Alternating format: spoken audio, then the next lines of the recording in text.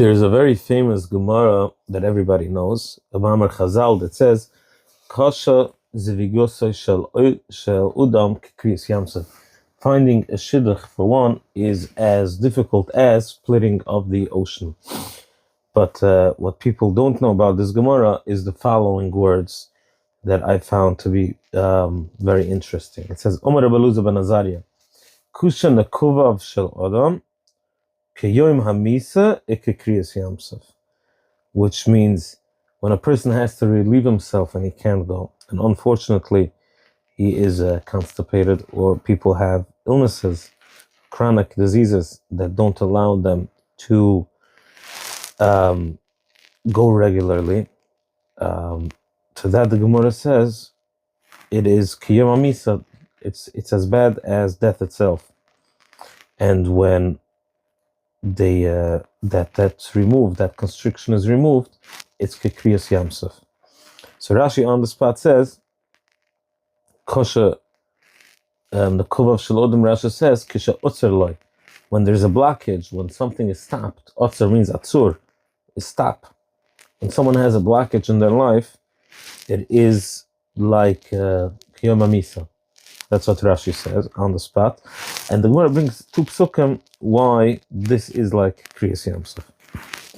And the psukim go as follows. It says, Mihar tsoya lehipochais.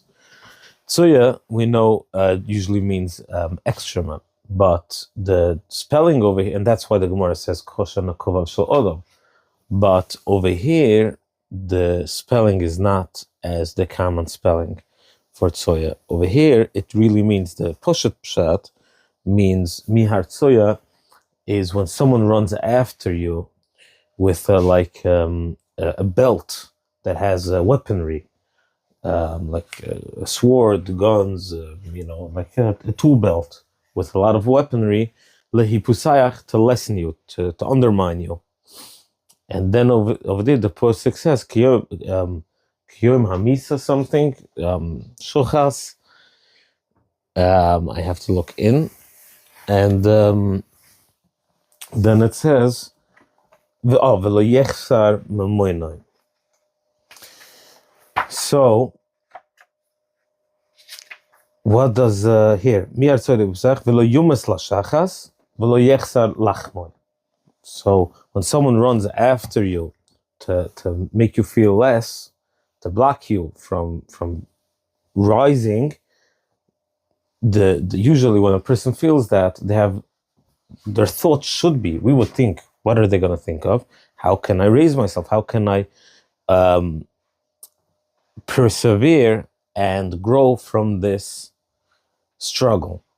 But in reality, when a person is struggling in such a situation, all they could think of, they start thinking about how miserable they are, and they would rather die. And then the next thought is, they shouldn't miss their paycheck, their commission check. They should be able to pay the bills. So why is this?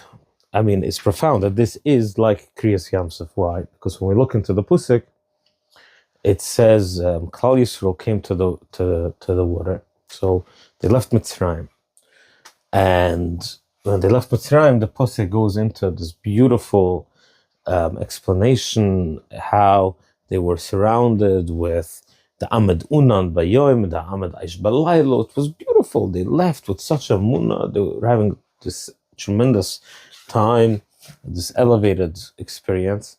But when they arrived to the Yam, that's when they completely went bananas and they started yelling all sorts of things why they're miserable. And to make sense of this, I think it's pretty simple. It's because water for them was a very big trigger. It was a very big trauma for them, because all their sons were drowned in the ocean, because Parai made a gzira that they shouldn't have kids, and when they did have kids, that's how he disposed of them. So for Klal Yisroel arriving to water and saying, oh, we have to go into water, that is like the worst thing they could even think of. So they became very triggered. So Moshe Rabbeinu davened to Hashem, and Hashem answered them, V'yomer Hashem al Moshe, Ma titzak Eloi? Why are you crying? Why are you davening to me? Daber el b'nai Yisrael.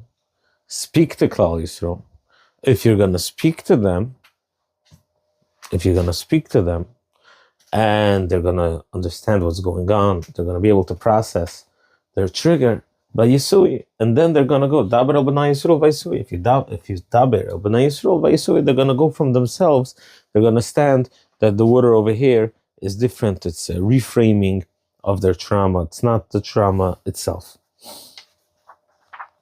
So in our life, we also have these triggers, these blockages, and how we can explain it is that a person is like a fine wine.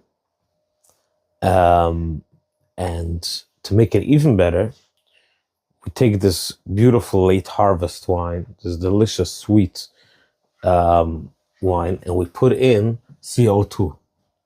We put in bubbles into this wine, and we bottle it in a champagne bottle. Our kids, us, we are very delicious champagne bottles, and every bubble represents another talent, another tafkid that we have in this world, another thing that we can accomplish.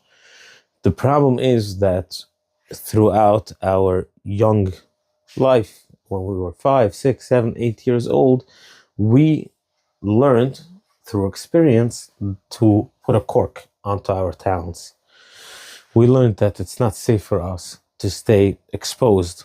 The bubbles can evaporate, people can take advantage of them, it could spill.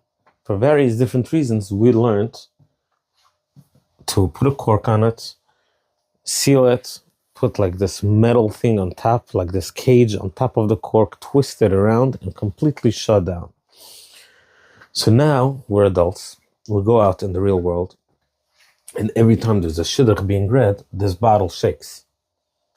It's being shaken, and all the bubbles get excited. All the talents are like, wow, this is amazing. Every time we go in for a raise, a new job opportunity, a new negotiation, every time something comes up where there's potential, the bottle shakes.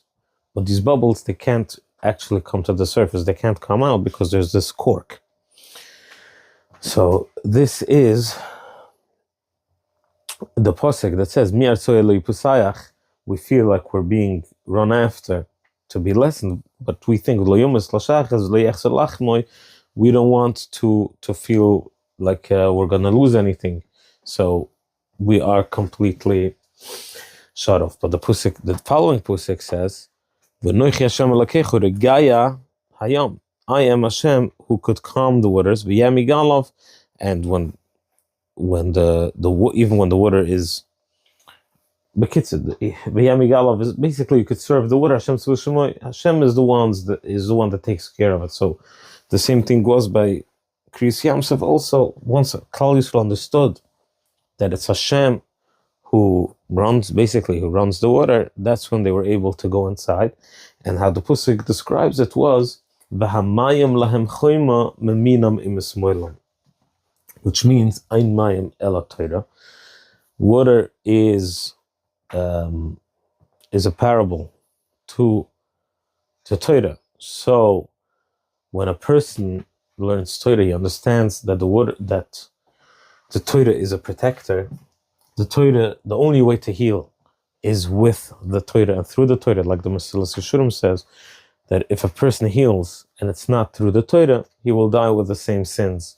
He won't actually change as a person unless he actually does the healing. He could go to a therapist, he could do the healing, but it has to be with and through the Torah.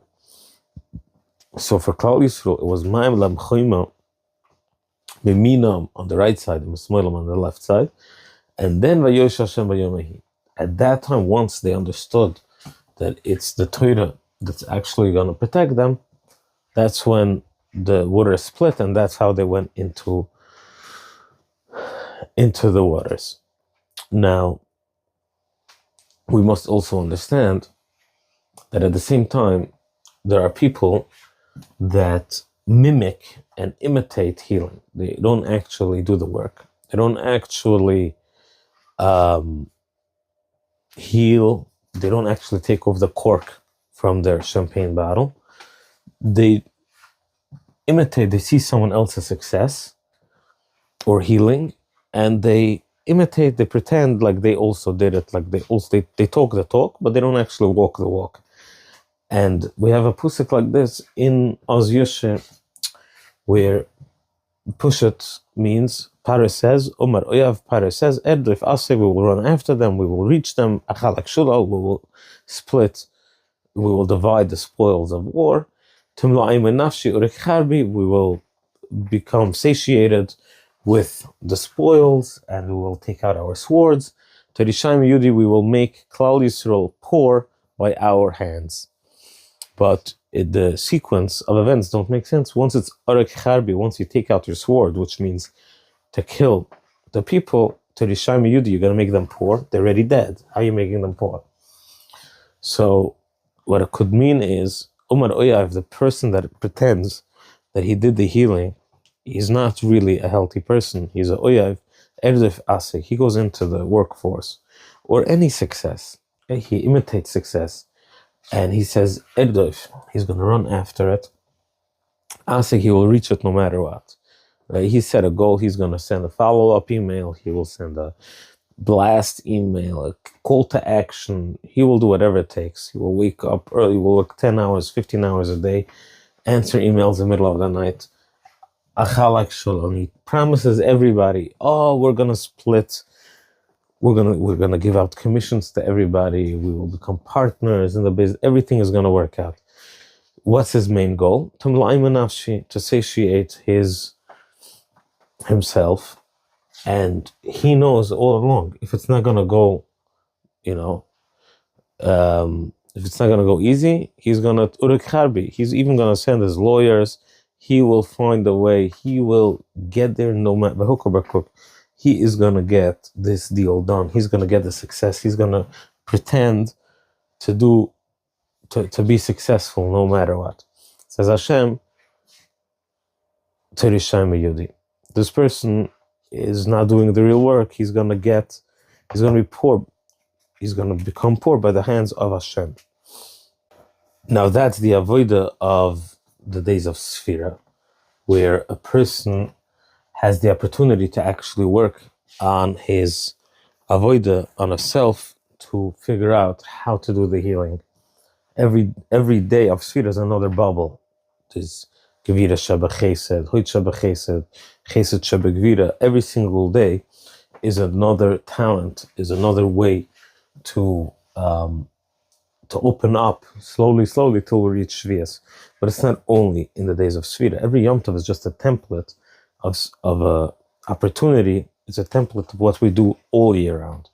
It's not just Rosh Hashanah, we do what we do Rosh Hashanah. Like we know, Shana Rabbah is also a Rosh Hashanah, Zos Chanukah is a Rosh Hashanah.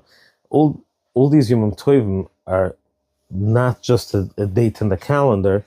It is actually an avodah that we could do all year round. Just the template, the crash course happens on a calendar date.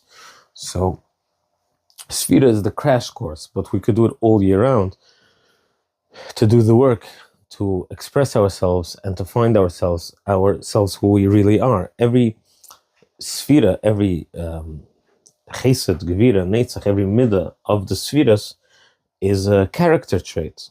It's not a talent, but it's something that we have in a koyach, that we have within ourselves, that we can learn to acquire and to and through that express ourselves. So when a person learns how to do it, he can, so to speak, pop his champagne bottle and allow the shefa to flow through it. So someone asked me, but the bottle is going to become empty. Well, it's only a metaphor, and the bottle doesn't become, no bottle becomes empty. Go out, find a talented person, their talent doesn't run out, right? So it's just a metaphor.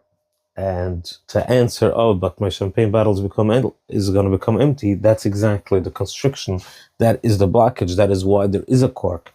But once you take off the cork, you're going to realize that it's never going to become empty. Nobody could take away your talent. Nobody could use up your kindness, your success, your goodness. It's all in you, and it's never going to go away. It can't go away. You have it. It's a part of who you are. So to learn how to pop that bottle, that is exactly what the Gemara says. Umar Baluza ben Azaria, Kushan Kuvav Shalodum Kriyas Yam Suf. Popping that cork is just as hard as the Kriyas Yam Suf that for Klal Yisroel, because for Klal Yisroel, water was a big trigger, and they had to learn how to dabar el Bnai Yisrael. They had to be able to discuss it, to understand why it's triggering for them, and then they were able to do Vayesui. But we have to remember what it says in the Haggadah. In the Haggadah it says, V'hisha Amdallah V'seina. Everybody knows it. It's these bold, huge letters in the Haggadah, but we don't understand that it's actually a continuation from what it says right before. It says, Baruch Shomer Havtachos Yisrael. Hashem made a Havtachat Avram Avini. And he said, Gari Yezarachu, Klal Yisroel is going to be enslaved in Mitzrayim. V'gamas hagoy asher yavodi donu noichi. And this nation that's going to enslave Klal Yisroel, Hashem promises, I'm going to take care of them. I'm going to punish them for it. But he says after to Avraham Avinu, v'achrechen yetzu berchish godol. Right at when there's going to be the geula, they're going to leave with a lot of wealth. And then we add on, it didn't happen only then by Yetzias Mitzrayim that they left with a rechish gadol. They left Elav Shabchol Dur V'Dur Oimdum Alayna L'Chalasayna. V'Kodesh Baruch Hu Matzilayna Miyudam. And it should have said then, V'Achrechen, again, V'Achrechen Yetzu Berchish Gadol. Every time a person goes out of enslavement, he pops the cork, he goes into Geula. The popping the cork, when he can do that, that is actually where his wealth is. That's where his oitzer is. The reason why it's blacked is the reason that is exactly where his oitzer is. That's why he's black. He has this blockage because he's protecting his oitzer. When he was little, he learned how to protect his talents. And he learned very well to do it, and he had to do it. But now the time has come, the time for redemption has come to learn how to open that cork and to allow the talents to come. And that's exactly where the Kriyas Yam Suf will be. And the Kriyas Yam Suf means Achalek Sholal. There's going to be spoils of war. There's going to be a huge oitzer right there after the cork is popped. Thank you.